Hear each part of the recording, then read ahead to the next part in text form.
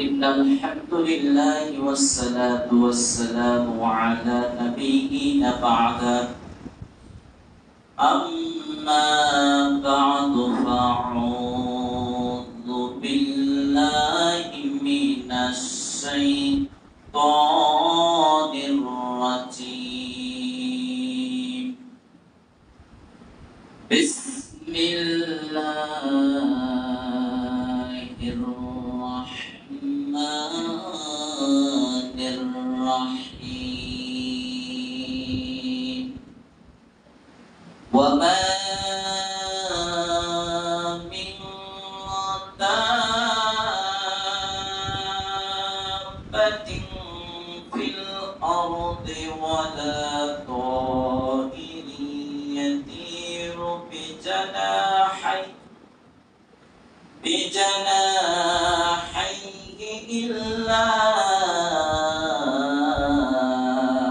أمم أمثالكم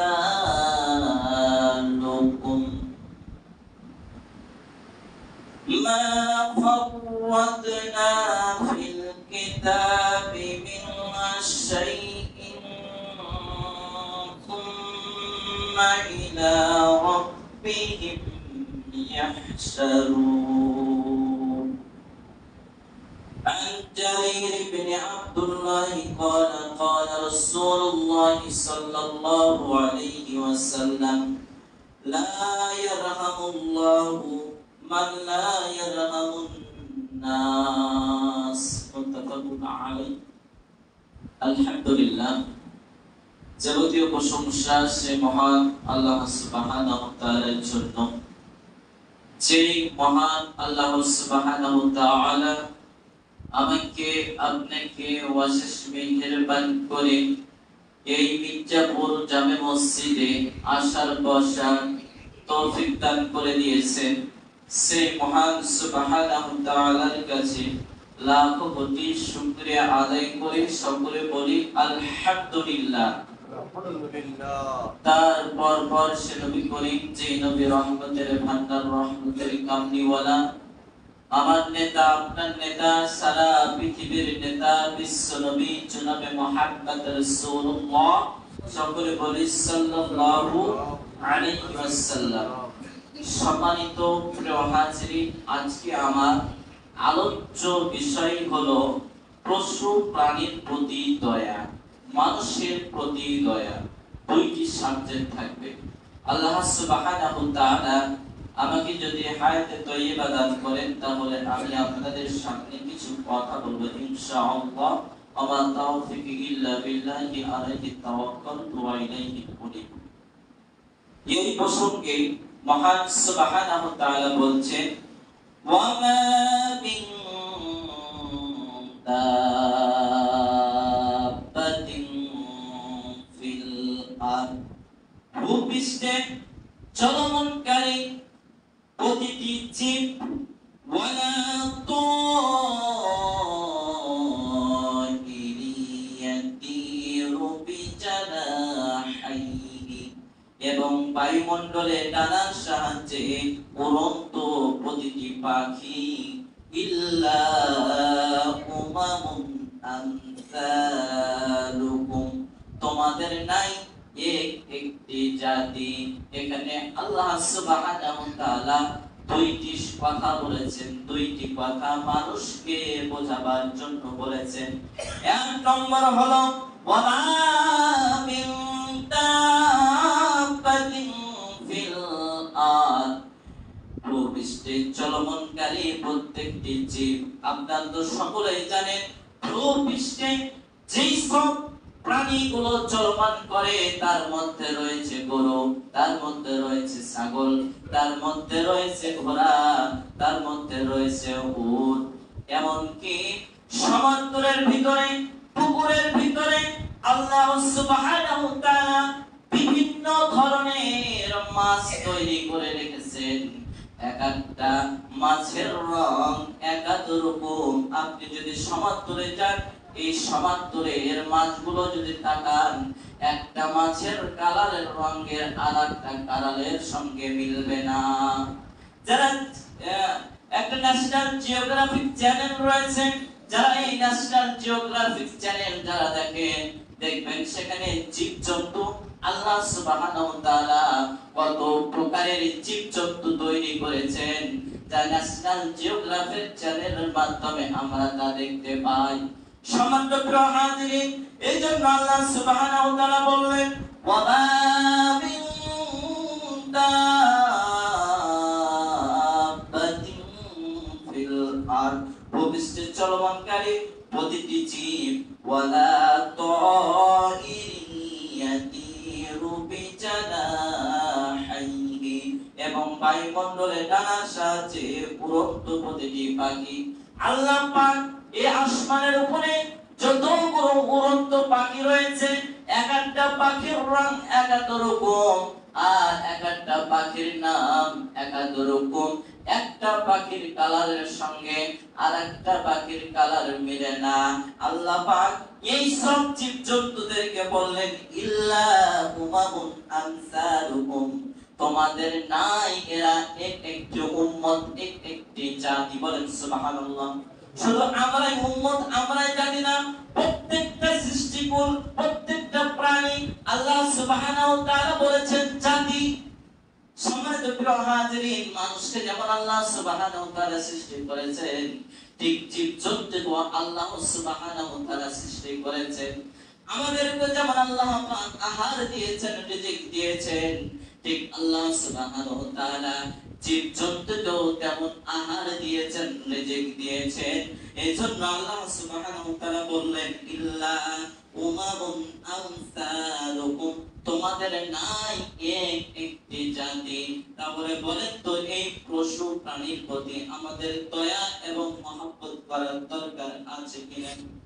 শুধু কি তাই, আমরা যখন কুরবানির সময় পশু জবাই করি, অথবা অন্যান্য দিনে কোনো বকরি কিংবা মুরগি আমরা জবাই করি, আল্লাহ রাসূল সাল্লাল্লাহু আলাইহি ওয়াসাল্লাম বলেছেন, তোমরা জবাই করার সময় উত্তম ভাবে জবাই করবে, ছুরিটা ভালোভাবে ধার দিবে, যাতে সেই পশু প্রাণীটি কষ্ট না পায়। বলেন তো, আমরা এই চাকুগুলো বাজাই কি বাজাই না? বালু দিই কি দিই না? কি জন্য দিই? আল্লাহ রাসূল সাল্লাল্লাহু আলাইহি ওয়াসাল্লাম বলেছেন যে পশু প্রাণী কষ্ট কম পায় এবং তাদের রূহটা যেন বের হতে সময় দেওয়া হয়। সুবহানাল্লাহ। তাহলে রাসূল সাল্লাল্লাহু আলাইহি ওয়াসাল্লাম পশু প্রাণীর প্রতি কি করেছেন? দয়া করেছেন। এই যে পশু প্রাণীর প্রতি দয়া করার কারণে একজন পতিতালয়ের মেয়ে, একজন দেহ ব্যবসায়ী মহিলা, তিনিও জান্নাতে গেছেন। হযরত আবু হুরায়রা রাদিয়াল্লাহু তাআলা আনহু হতে বর্ণিত, তিনি বলেন, রাসূলুল্লাহ সাল্লাল্লাহু আলাইহি ওয়াসাল্লাম বলেছেন, একজন জেনাকারিনী নারী, একজন পতিতালয়ের মহিলা, তিনি টাকার কারণে, টাকার বিনিময়ে দেহ ব্যবসা করে, তাকে বলা হয় পতিতালয়ের মহিলা। এই পতিতালয়ের মহিলা একদিন রাস্তার পাশ দিয়ে যাচ্ছিলেন, একটা কুয়ার পাশ দিয়ে যাচ্ছিলেন, হঠাৎ করে দেখলেন একটি কুকুর পিপাসার কারণে জিহ্বা বের করে হাঁপাচ্ছে। যেন মনে হচ্ছে কুকুরটি পানির অভাবে, পানির সংকটের কারণে কুকুরটি মারা যাবে, এরকম উপক্রম হয়ে গেছে। মহিলাটা কি করলো? মহিলাটা কুয়ার কাছে গেল, দেখলো কুয়ার পানি খুব নিচতে, তার আয়ত্তের বাইরে, সে পাচ্ছে না হাতে। এমন অবস্থায় তার চামড়ার মোজা ছিল।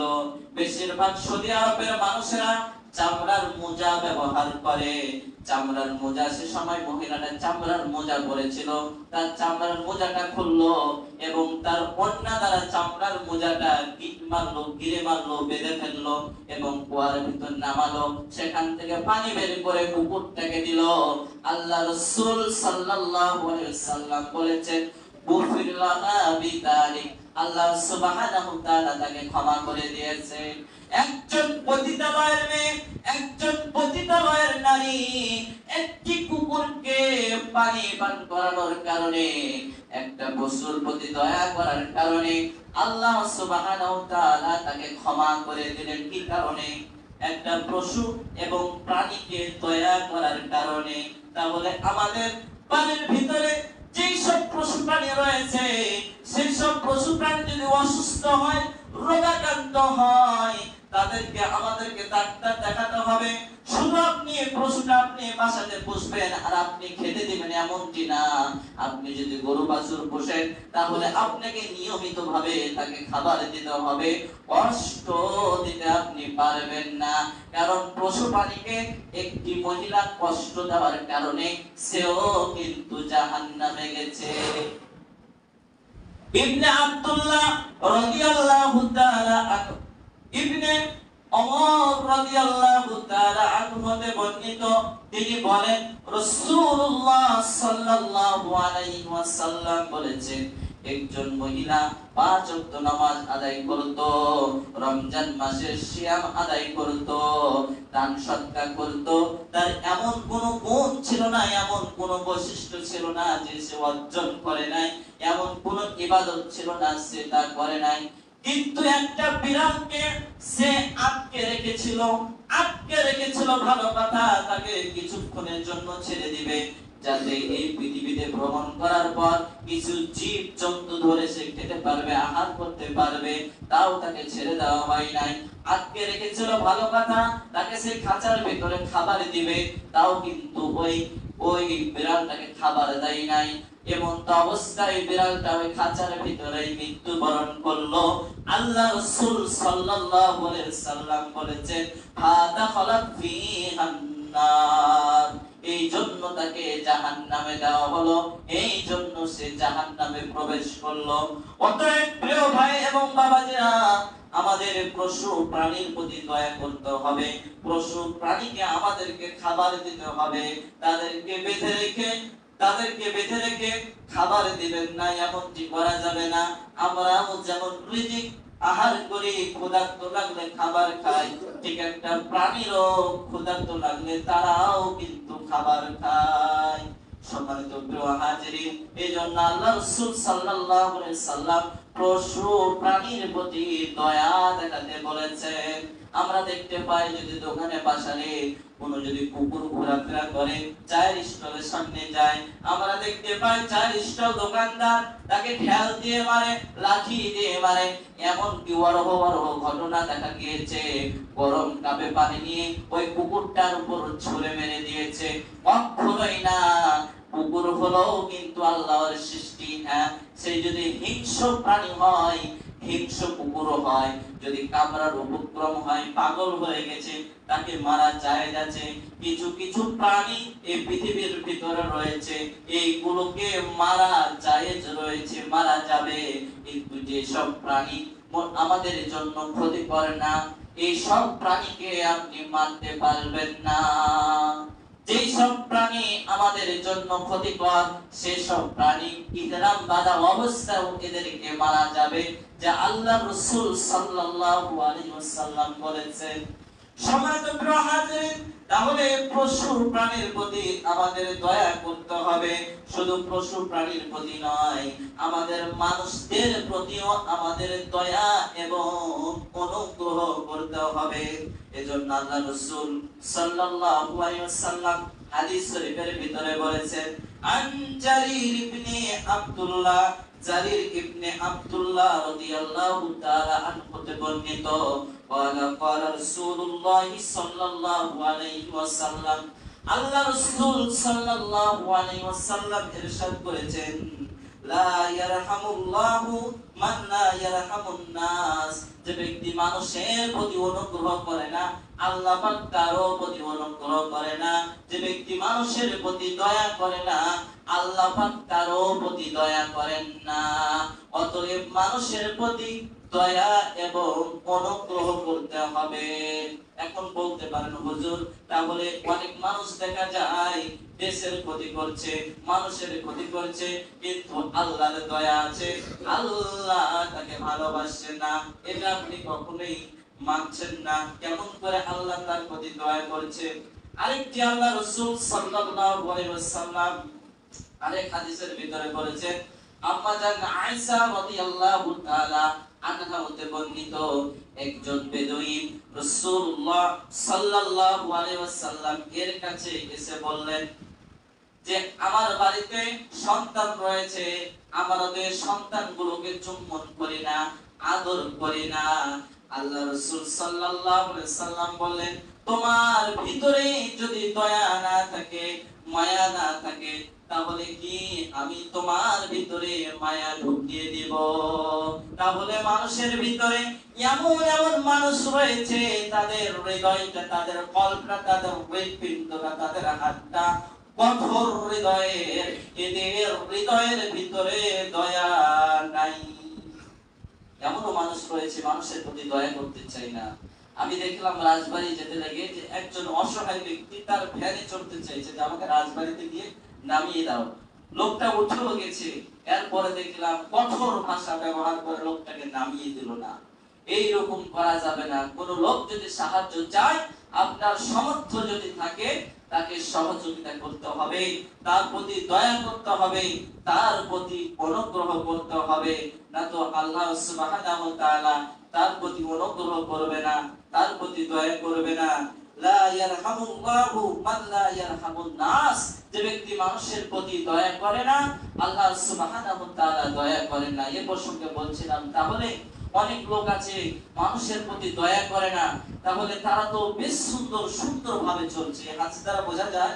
এমন এমন লোক আছে যে তারা কিন্তু মানুষের প্রতি দয়া করে না, মানুষের সঙ্গে খারাপ ব্যবহার করে, রূহ প্রকৃতির কথা বলে, কিন্তু কঠোর কথা বলে, কিন্তু আল্লাহ তাদের প্রতি দয়া করছে। মনে রাখবেন, আল্লাহ পাক এই দুনিয়াতে যদি তাদেরকে ভালো রাখে, তাহলে মনে রাখবেন কবরে সে আযাব পাবে, কবরে আযাব পাবে, জাহান্নামে আযাব পাবে, তার রক্ষা নাই।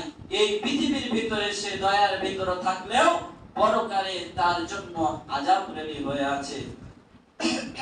সম্মানিত প্রিয় হাজিরিন, অতএব আমাদের দয়া এবং মহাব্বত, মানুষের প্রতি ভালোবাসা দেখাতে হবে। আমরা দেখতে পাই পাশের বাড়ি যদি কিছু উন্নতি করে, ভালোভাবে খায়, তাহলে আরেক পাশের বাড়ি তাকে দেখতে পারে না। তারা কিভাবে চলছে, তারা কিভাবে টাকা কড়ি করছে, আমি কেমন করব, হিংসা করে না। এই হিংসা করবেন না। তারা যেভাবে আয় রোজগার করছে হালাল করে, আপনিও করেন, আল্লাহ পাক আপনার প্রতি অনুগ্রহ করবে, আল্লাহ পাক আপনাকে বানিয়ে দিবে, আল্লাহ পাক আপনার সংসারে বরকত দিবে।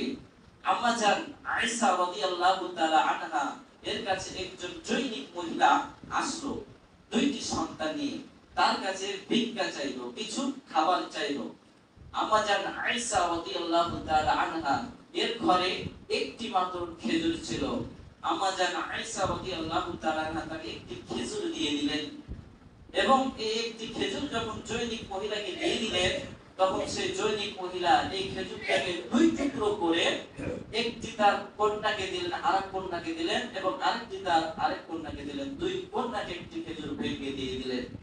যখন জৈনিক মহিলা চলে গেলেন, আল্লাহ রাসূল সাল্লাল্লাহু আলাইহি ওয়াসাল্লাম যখন ঘরে প্রবেশ করলেন, আল্লাহ রাসূলকে সব বৃত্তান্ত খুলে বললেন।